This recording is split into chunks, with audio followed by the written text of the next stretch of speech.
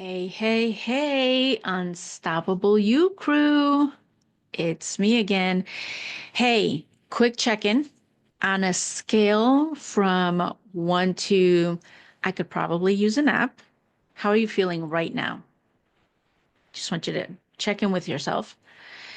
And no matter how you're feeling, if you're not feeling too hot, no worries, because I promise by the end of this episode, I'll have you up at least 1 point. If not, I'll personally send you a virtual high five and a dad joke as compensation. Let's do this. So, it's been a hot minute, and by a hot minute, it's just been maybe a couple of weeks, maybe a few weeks since my last post. But I took a mini vacation with hubby and got to see some snow and had lots of fun, right? Because I love snow. Not too many people do, but I do. I love snow. So, listen, today we are calling out those pesky limiting beliefs. Because if your limiting beliefs are like clothes, then some of them would be stuck in last season's dumpster. So I just want to talk about what limiting beliefs are. They're those pesky, stubborn um, ideas that we tell ourselves about ourselves that hold us back. And who the heck wants that?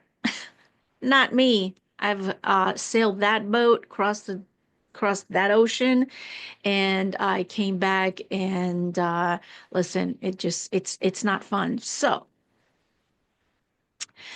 um, additionally, limiting beliefs are like wearing socks with sandals. And I don't mean the ones that you put your foot through, but even that is not my thing. Some people can pull it off really well. I'm just not one of those people.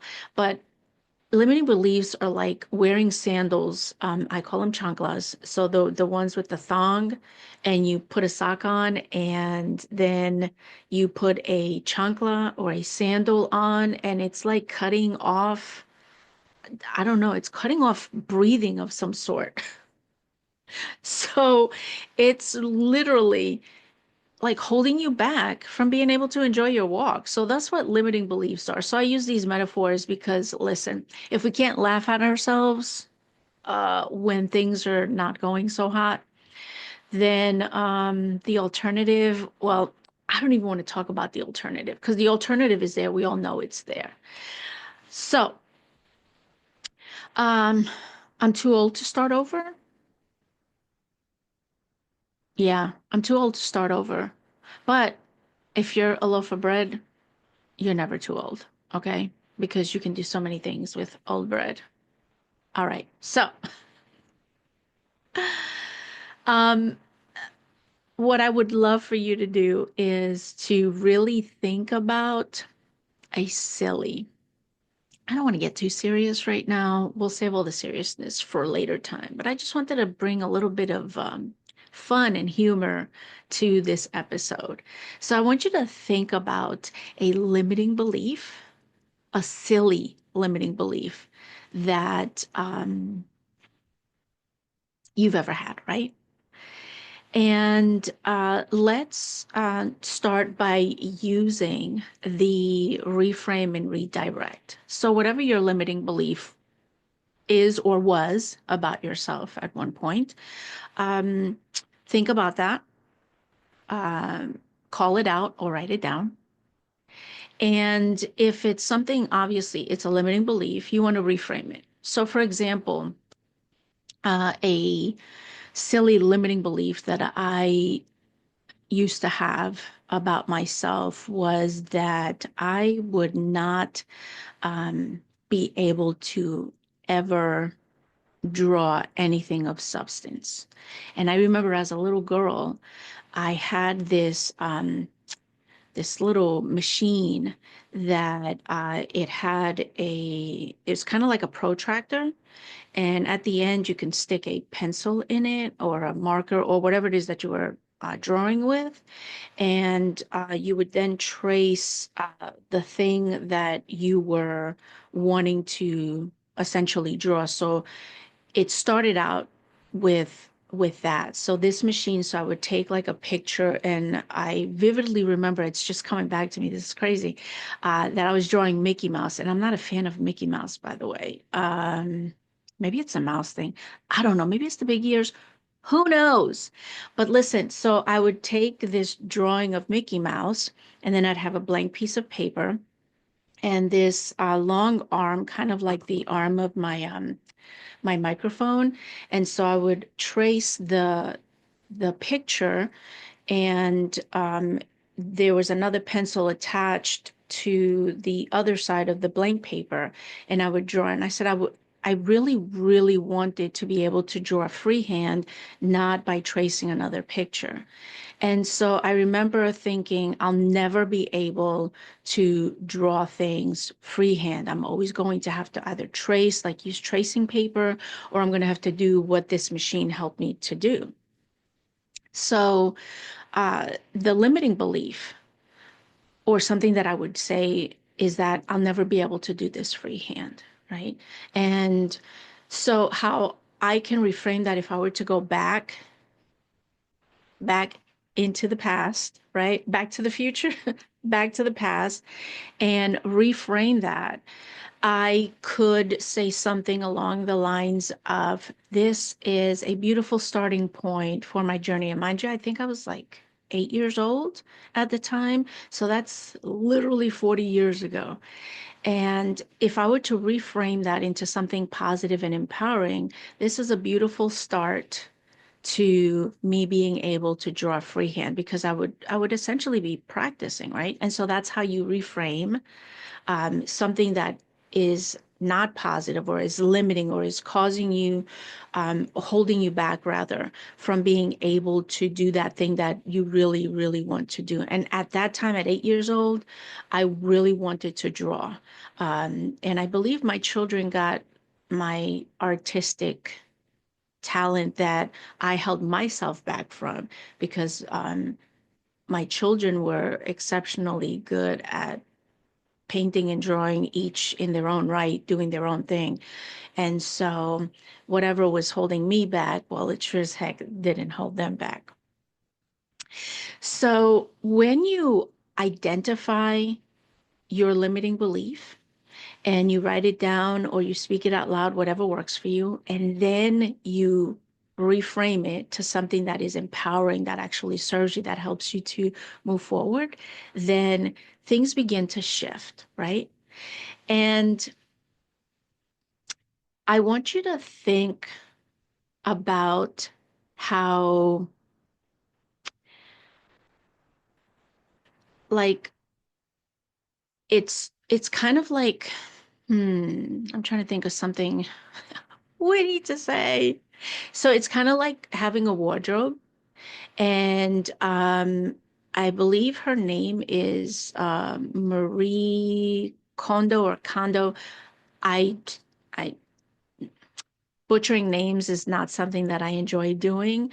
So I think her name is Marie.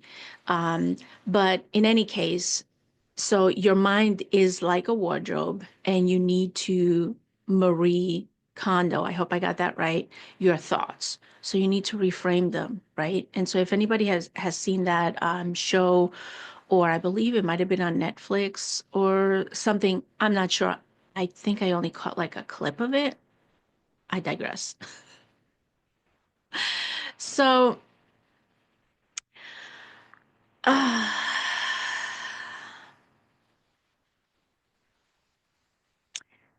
I want to say that I realized that my own self-doubt in myself was like a clingy friend that wouldn't leave.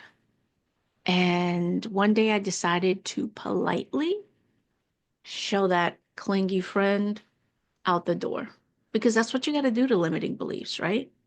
You can't have them hanging around because they have a tendency to extend their unwelcome, self-imposed welcome into in your life, right? So you need to like shove them out the door. I highly recommend that.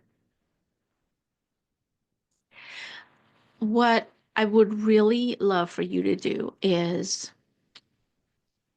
when you recognize that you are having these limiting beliefs come up, and they come up at all different times, right? We could be in the middle of work and your boss sends you an email asking you to do something, and because maybe you're not the greatest at it, you begin this downward spiral. Oh, I'll never get it done on time. Oh, I can't do it as well as Jane, in her office because she's really good at that. Or Bob is really great at that. And I'll never be able, I'm just going to fail. I'm probably going to get fired. You see how that just literally starts to spiral? We don't want things to spiral. But when you notice these limiting beliefs, address them in that moment, right? And as you're becoming more and more aware of when these things come up, it's easier for you to um, tell them to go on and get, because they have no business being in your life. And so if you really um, just start challenging all those negative thoughts and those limiting beliefs that consistently and continuously come up in your life. And I'm telling you, it just a little bit at a time. And I've been saying this not only on my channel, but on my The Dream and the Journey with the awesome and amazing Bill Collum. By the way, check out his channel because you'll see me and him having discussions. But listen, sorry, I was looking at the time because I have an important call in a few minutes. But what I really want you to think about, and with this episode, I just wanted to make it light. And I love humor. I really do, because humor for me is very healing. And if you can't laugh at yourself when things are going bad, man, I'm telling you, it's just not a good place to be. It's like making a flat cake. You want it to rise and just be perfect and moist and fluffy and, delicious. But when you don't have all the ingredients that you need, or you put the wrong things in, you get like not a good result. So, um,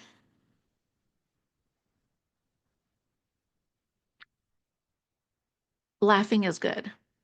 Laughing is really, really good. I highly recommend that if you find a comedian locally at one of these comedy clubs in your area, wherever you're at, that you go. And laughter, oh my God, laughter is so, so healing. Highly recommend. And so, again, I want you to think of your thoughts like a wardrobe that really needs to be changed around, and you really seriously need to get rid of things that no longer fit you. You know what I mean? If they don't fit you, get rid of them. Whether they're too big or too small, and I'm metaphorically speaking, if they're too big as in the negativity is too big, or the thoughts are you're minimizing yourself to what you're actually able to do with yourself, then again, I highly recommend that you seriously clean out your wardrobe. So, I want to finish off by reminding you that limiting beliefs crash your party, and you really don't want them there at all. So, if you start working towards getting rid of those things in your life that aren't serving you, things will get so much better.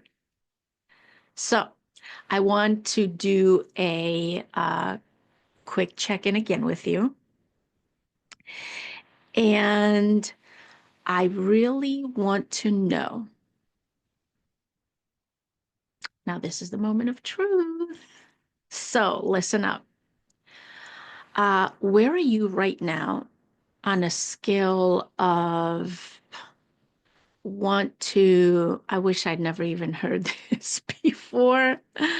And did I really waste just the last 10 minutes of my life kind of thing? Um, are you at? If you didn't go up at least 1 point from what you felt when you initially got on to listen to this episode, oh my gosh. You have my full permission to roll your eyes at me. It's okay. My feelings won't be hurt, but I'll be back next time to try again. So stay unstoppable and remember that transformation starts with the journey from within. Okay? Transformation starts with the journey from within. And so, if anything that I've said has been too funny and you're still laughing at my silliness, great. I love it. And if you're like bored out of your mind, again, I'll be back next time to do a better job because I'm not stopping now. I'm going to keep going. But if you found any value in anything that I've said today in this episode, hit that like and subscribe button. And I will be uh, doing more of these videos. I think I'm going to keep it humorous. There are going to be times where I'm going to be a little bit serious because why not? We have to get serious sometimes.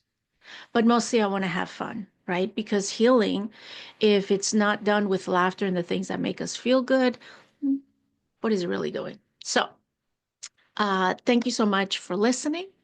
So happy that you were able to make it here. If you feel compelled to share this video with someone who you think might be able to, I don't know, get something useful out of it, then I would be greatly appreciative. If you have anything to add, I'd love to hear it in the comments.